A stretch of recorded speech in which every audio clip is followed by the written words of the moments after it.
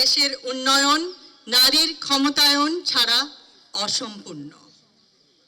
আজ আমার মনে পড়ছে বাংলাদেশের সেই অন্তঃসত্ত্বা মা বোনের কথা, যারা সন্তান জন্ম দেওয়ার সময় চিকিৎসার অভাবে অকালে ঝরে পড়ে। আমাদের পরিকল্পনার মধ্যে আছে প্রত্যেকটি উপজেলা হেলথ কমপ্লেক্সে নিরাপদভাবে জন্ম দেওয়ার ব্যবস্থা থাকবে। মা ও শিশুর পূর্ণাঙ্গ স্বাস্থ্যসেবার দিকে খেয়াল রাখতে হবে।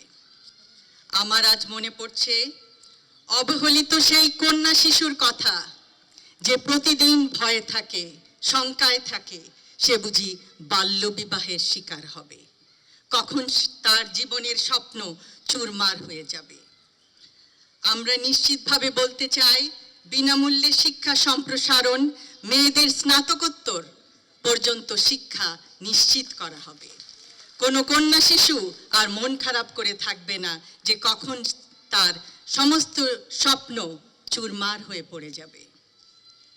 আজ চিন্তা হচ্ছে সেই কর্মজীবী মহিলার কথা এবং কলেজ ইউনিভার্সিটির সেই ছাত্রীর কথা, যাকে প্রতিক্ষণ শিকার হতে হয় অস্বস্তিকর অন্যায় ব্যবহারের, যে স্বস্তিতে যাতায়াত করতে পারে না।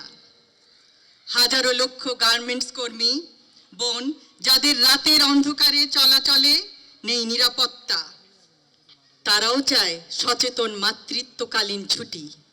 আমরা নিশ্চিত করতে চাই তাদের সবেতন 6 মাসের মাতৃত্বকালীন ছুটি।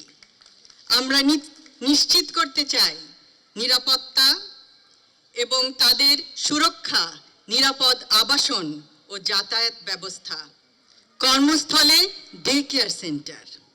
প্রত্যেকটি মা নিশ্চিন্তে তার কর্মস্থলে কাজ করতে পারবে।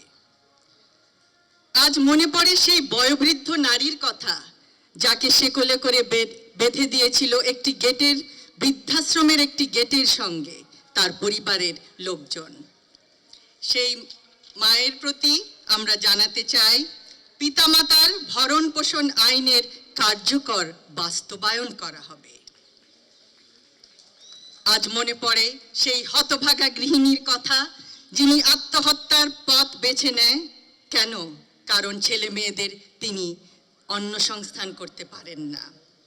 আমরা নারী সাপোর্ট সেল গড়ে তুলব, উদ্যোক্তা নারীদের আর্থিক ও দক্ষতা সহায়তা প্রদান করব, আনুষ্ঠানিক অর্থনৈতিক খাতে নারী কর্মস্থান বৃদ্ধি করা হবে।